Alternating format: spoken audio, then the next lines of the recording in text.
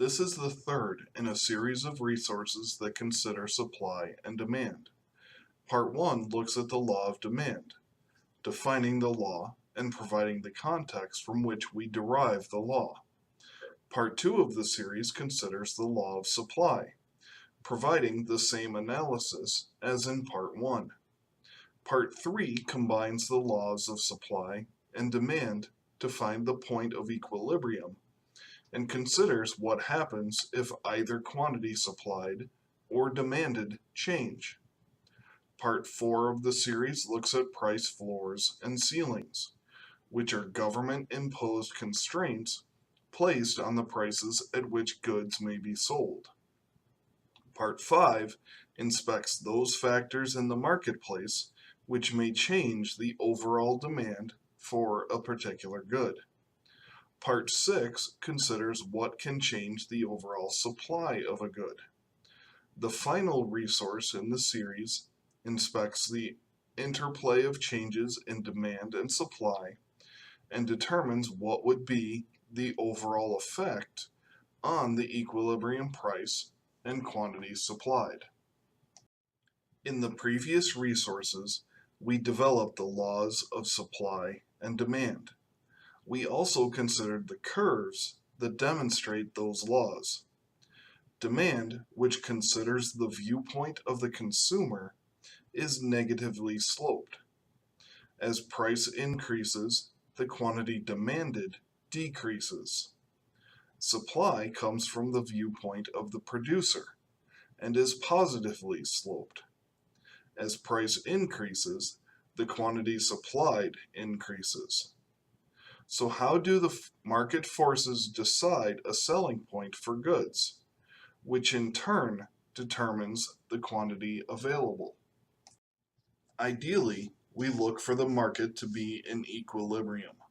This is when market supply equals market demand for the going market price. In other words, equilibrium is the point where the supply curve and the demand curve intersect. This equilibrium point results in an equilibrium quantity on the horizontal axis, denoted capital EQ, and an equilibrium price on the vertical axis, denoted capital EP. Of course, the market will not always be in such perfect equilibrium. What happens if one of the forces is higher than the equilibrium?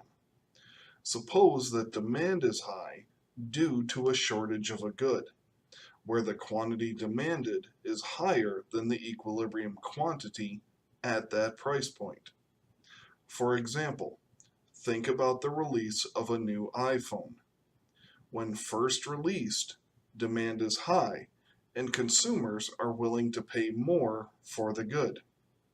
The producers will realize this and raise prices, or set them high to begin. Because the price increases, the producers are willing and able to supply a larger quantity of the good, so the quantity supplied increases.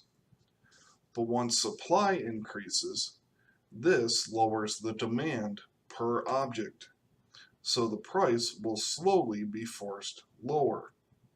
Over time, the play between high demand forcing the price higher and high supply forcing the price lower will balance, and the price and quantity will settle at the equilibrium price and quantity. But what happens if there is a surplus, or the quantity supplied is too high? For example, think about candy around the time of Halloween. Stores had been stocking up in anticipation of the high demand for Halloween, but not all of it sells. After the holiday, the demand drops, far below the price charged. Faced with a large surplus of candy, stores lower the price for candy. This lower price increases the demand, and the surplus is bought off. After a period of interplay, the market rebalances and equilibrium is reestablished.